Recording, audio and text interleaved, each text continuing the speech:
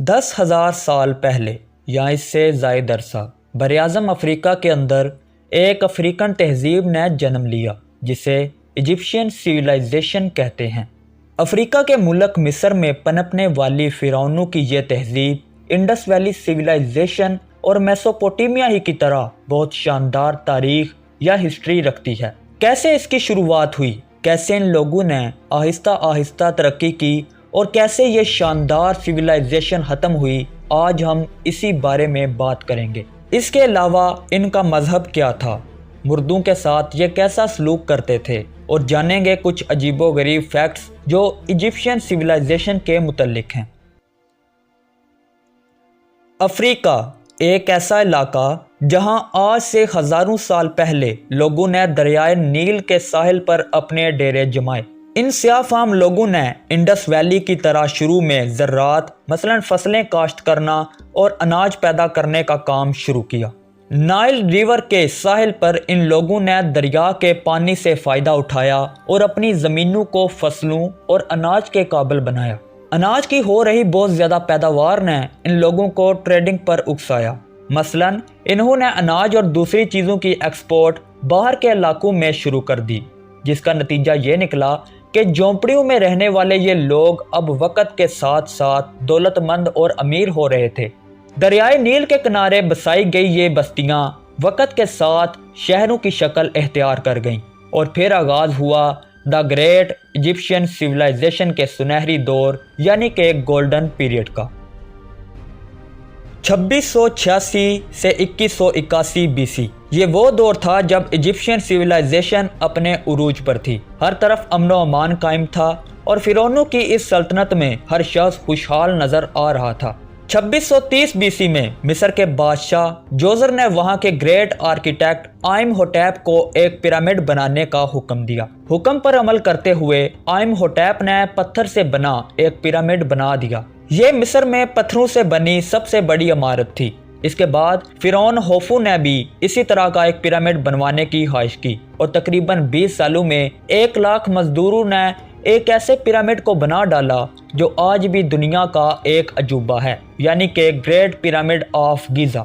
پھر خوفو کے بعد آنے والے فرعونوں نے بھی اپنے لیے ایسی ہی عمارتیں بنوائیں، مثلا پیرامڈ آف خفرا اینڈ مینکورا۔ 500 سال تک مصر میں خوشحالی، امن و امان کی فضا قائم رہی، ہر کوئی سکون سے جی رہا تھا۔ لیکن اچانک کنگ پیپی سیکنڈ کی موت کے بعد مصر خانہ جنگی کا شکار ہو گیا۔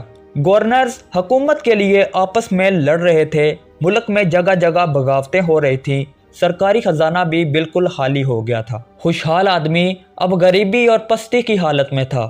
اوورال پورے ایجپٹ میں اب ایک آگ لگی ہوئی تھی۔ اس پیریڈ کے بعد مصر میں بہت سے حکمرانوں نے حکومت کی اور مصر کو پھر سے خوشحال اور طاقتور بنانے کی کوشش کی، لیکن کوئی بھی کامیاب نہ ہو سکا۔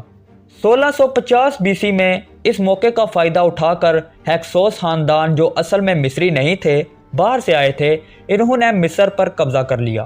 تقریباً 100 سال بعد مصر کے تھیبنز قبائل نے ان لوگوں کو مصر سے باہر نکال دیا اور ہیکسوس لوگوں کی حکومت ختم کر دی گئی۔ ہیکسوس کے بعد مصر پھر سے اپنے لوگوں کے کنٹرول میں آ گیا۔ احموس I کے دور میں مصر پھر سے مستحکم یعنی کہ ری یونائٹ ہوا۔ ری یونائٹ ہوتے ہی پھر سے مصریوں نے باہر کے علاقوں پر حملہ کر کے انہیں اپنے قبضے میں کرنا شروع کر دیا۔ فلسطین کے کئی علاقوں کو اپنے قبضے میں کر لیا گیا۔ اس وقت علاقے کی دو بڑی طاقتیں یعنی کہ ہٹیز اور میٹینینز، ان کو مصریوں نے شکست دی اور پھر سے ایجپٹ دنیا کا سپر پاور بن گیا۔ 525 BC میں بیٹل آف پیلوسیم میں پرشین امپائر نے مصریوں کو شکست دی اور مصر ایرانیوں کے قبضے میں آ گیا۔ 332 BC میں الیگزینڈر دی گریٹ نے پرشین امپائر کے ٹکڑے ٹکڑے کر دیے اور مصر الیگزینڈر دی گریٹ کے قبضے میں آ گیا۔ پھر تقریباً 200 سال بعد یعنی کہ 31 BC میں مصر کی آخری ملکہ نے رومیو کے سامنے ہتھیار ڈال دیے اور یوں مصر رومیو کے کنٹرول میں آ گیا۔ یوں وقت کی گردشوں میں سفر کرتا ہوا ہزاروں سالوں کے دوران مصر کبھی گرا تو کبھی اٹھا، کبھی اس پر اپنوں نے راج کیا تو کبھی باہر کے حملہ آوروں نے اسے اپنے قبضے میں کر لیا۔ رومیو کے بعد اگرچہ مصری تہذیب کا خاتمہ ہو گیا، لیکن اس تہذیب نے کچھ ایسے کارنامے سر انجام دیے کہ آج بھی دنیا حیران ہے۔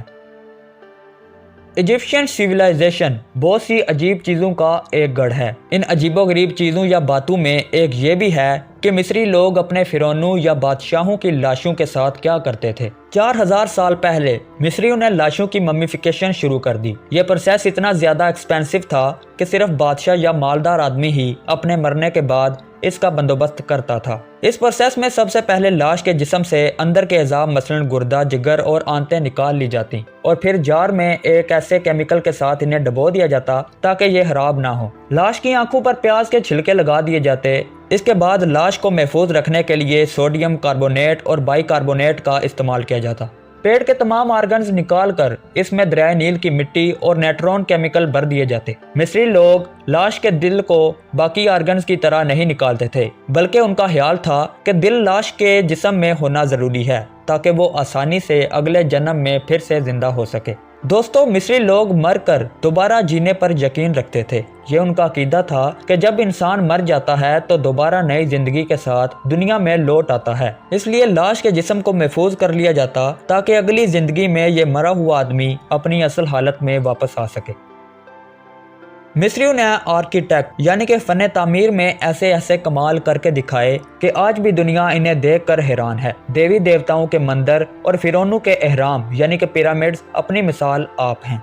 ग्रेट पिरामिड ऑफ गीज़ा, ये 3 पिरामिड्स आज भी हमारे लिए एक अजूबा हैं। इनमें से सबसे बड़ा एहराम, जिसे पिरामिड ऑफ खुफू कहा जाता है, 481.4 फीट बुलंद और 13 एकड़ पर फैला यह पिरामिड दुनिया का एक बहुत बड़ा अजूबा है।